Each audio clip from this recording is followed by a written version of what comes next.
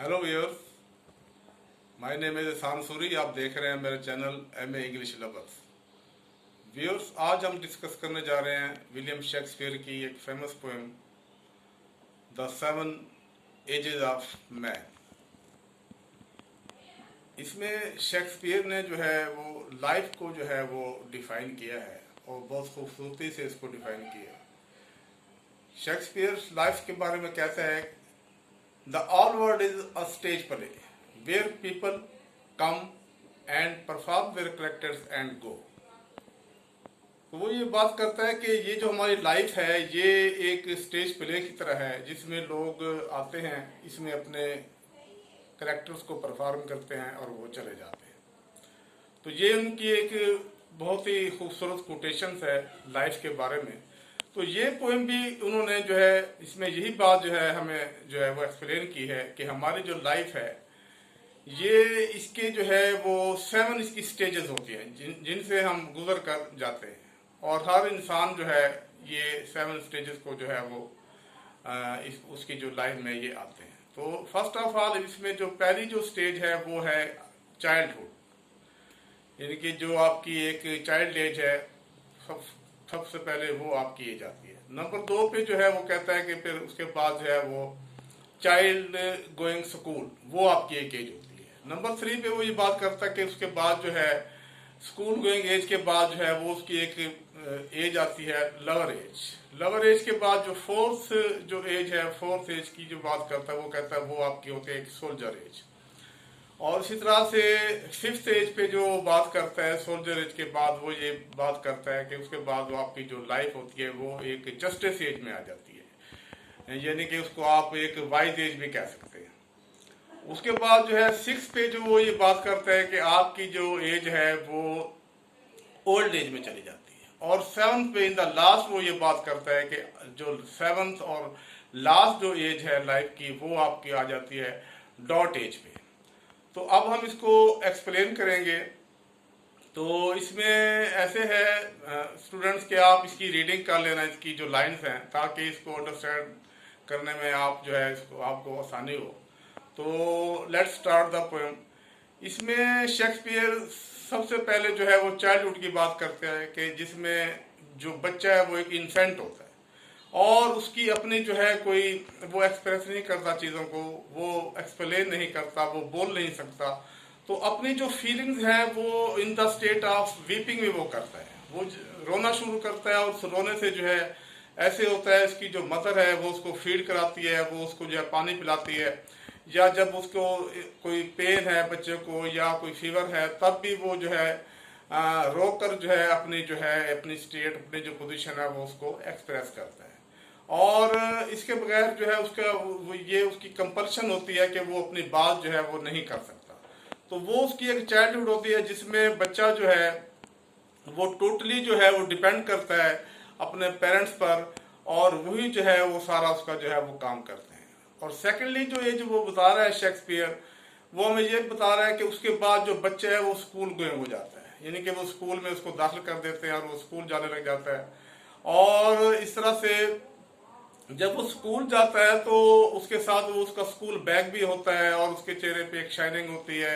और वो बड़ा फ्रेश भी होता है। लेकिन जब वो स्कूल जाता है तो स्कूल जाने में उसकी अपना कोई इंटेंशन नहीं है, उसकी अपनी विलिंग नहीं है, या वो उसको जो है इतना जो है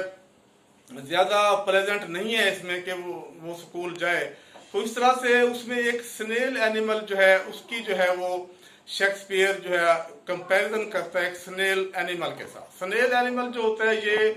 ऐसे है जैसे ये बहुत ही ग्रेजुअली जो है बहुत स्लोली जो है ये चलता है और पेट के बल पे चलता है और इसको बड़ा स्लगिश जो है वो एनिमल कहते हैं। इसकी जो मूवमेंट है वो स्लो होती है। तो शेक्सपियर इसमें हमें सिंबॉलिकली ये बात कर रहा है कि ये जो स्नेल की तरह होते हैं ये बच्चे, क्योंकि इनकी अपनी उसमें खुशी नहीं होती और ये स्कूल जाना जो है इतना पसंद नहीं करते। तो इनकी जो स्पीड होती है वो उस स्नेल की तरह होती है जो बहुत ही जो है वो स्लोली जो है वो चलता है। और इससे हमें शेक्सपियर ये बता रहा है कि जो ये बच्चे हैं ये अपनी जो है उसमें इनकी जो है कोई इसमें विलिंग नहीं है और नेचुरली ऐसे होता है व्यूअर्स कि जिसमें आपकी खुशी हो जिस काम में, या जिस काम को आपके उसमें इंटरेस्ट हो, तो उसमें आपकी जो स्पीड है, जो पेस है, वो आपकी बड़ी अच्छी हो जाती है। आप बहुत जो है वो फास्टली चलते हैं, बहुत स्पीडली चलते हैं, अपना काम करते हैं। लेकिन जिस काम में आपका इंटरेस्ट नहीं है, उसमें जो है वो लैक ऑफ इंटरेस्ट है, तो उसमें फिर आपकी जो मूवमेंट है उसमें भी जो है वो एक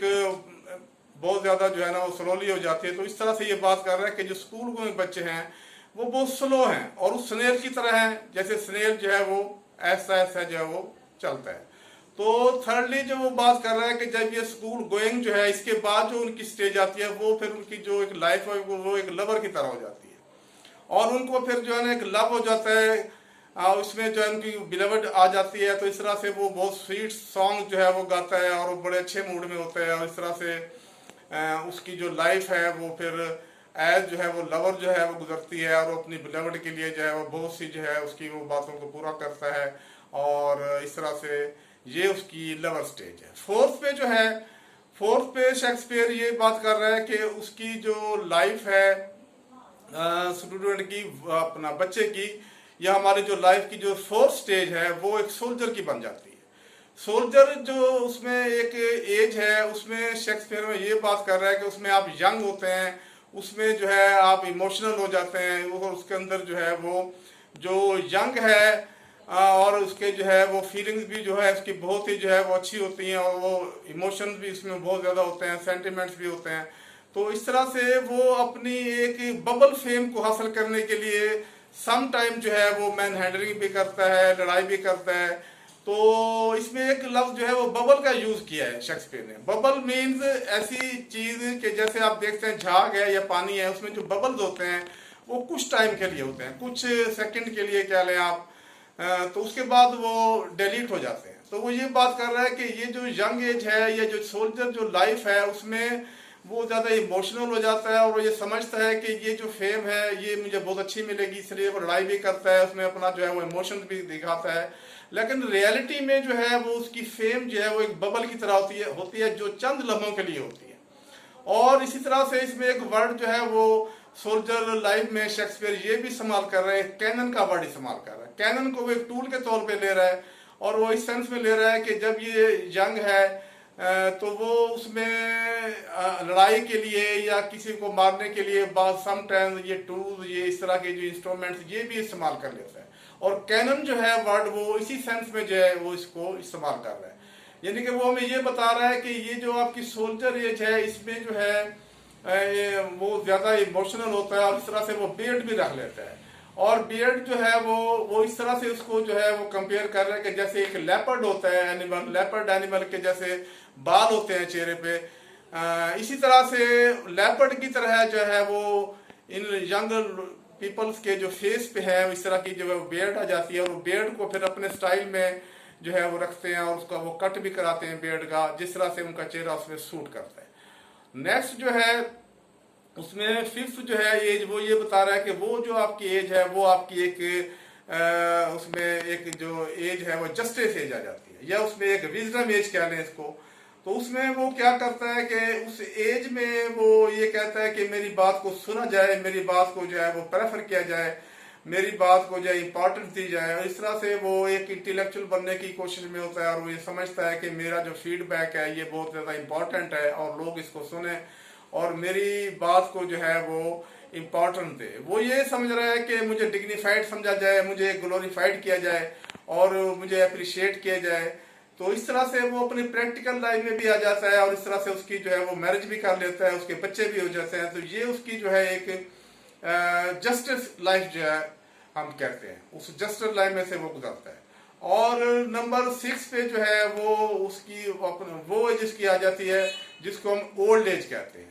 ओल्ड एज में ऐसे होता है कि उसमें वो बहुत वीक हो जाता है, और उसमें जो उसके स्लीपर होते हैं वो भी जो है उसके लूज हो जाते हैं, और जो उसका ट्राउजर होता है, ये जो पैंट पहनता है वो भी इसकी लूज हो जाती है, उसकी शर्ट भी लूज हो जाती है। और शेक्सपियर हमें ये बात बता रहा है कि ये इस ओल्ड एज में जो है उसकी जो मेमोरी है वो भी स्लो हो जाती है, उसकी मेमोरी जो है वो शार्प नहीं होती, और उसका जो बॉडी है वो भी ज़्यादा जो है वो वीक हो जाती है। और हमें यही बात वो बता रहा है कि ओल्ड एज में जो है वो फिर अपनी जो है एक हिस्ट्री में भी चला जाता है, अपने पास्ट में भी चला जाता है, और उसमें वो कुछ चीज़ें जो प्लेजेंट होती है उनको भी वो याद करता है। तो इस तरह से वो इस ओल्ड एज की जो है वो बात कर रहा है कि ओल्ड एज में जो है वो उसकी इस तरह की जो है वो फीलिंग्स होती हैं। और इन द लास्ट जो सेवंथ जो स्टेज जो है हमें एज बता रहा है शेक्सपियर, वो सेवंथ एज जो है वो ये बात कर रहा है कि वो उसकी जो है वो डॉट एज होती है। डॉट एज मीन्स के जब वो एक डेथ के करीब आ जाता है, यानी कि उसका वो एक टाइम ऐसा होता है कि जब उसने यहाँ से गुजर जाना है, चले जाना है दुनिया से, तो ये उसकी जो है एक डॉट एज होती है। डॉट एज में जो है उसमें ऐसे है भी उसके एक तो उसके जो है वो बाल भी उसके खत्म हो जाते हैं, और वो यूँ समझ लें कि हेड शेव हो जाता है तकरीबन मोस्टली, या फिर वो उसके जो दांत हैं वो भी जो है वो गिर जाते हैं, उसकी आई साइड जो है वो बहुत कमजोर हो जाती है। और सिमिलरली जो है वो क्योंकि उसकी जब वाइट साइड बहुत ज्यादा कमजोर हो जाती है तो वो ग्लासेस को भी यूज करता है, और वो ग्लासेस जो है वो लगा के रखता है। इससे ये होता है कि उन ग्लासेस से या उन ऑप्टिकल लगाने से उसके जो है आईज के नीचे जो है एक मार्क्स भी बन जाते हैं, और इस तरह से आईज के नीचे उसके जो है ना वो जो स्किन है उसकी वो भी लूज पड़ जाती है, और इस तरह से वो अपने आप को जो है वो बहुत ज़्यादा उसमें वीक फील करता है, और वो ये समझता है कि अब मैं ज़्यादा जो है वो बहुत वीक हो गया हूँ। तो इस तरह से इस लास्ट जो इसकी एज है इसमें फिर वो एक्सपायर हो जाता है, और उसकी जो लाइफ है वो ख़त्म हो जाती है। तो व्यूअर्स इसमें ये जो पोएम है इसमें शेक्सपियर जो है वो बड़ी खूबसूरती से इसने हमें एक 7 स्टेजेस से गुजारा है, 7 जो है एजेस से गुजारा है, और वो ये समझता है, उसकी परसेप्शन में ये बात है कि हर इंसान जो है उसकी लाइफ में ये 7 स्टेजेस या 7 एजेस जो है वो जरूर आती हैं, और इनसे उसको गुजरना पड़ता है। सो वो ये बात कर रहा है कि these all stages, these all ages are part of our life. So, viewers, आज के लिए इतना ही। Have a nice day. See you again.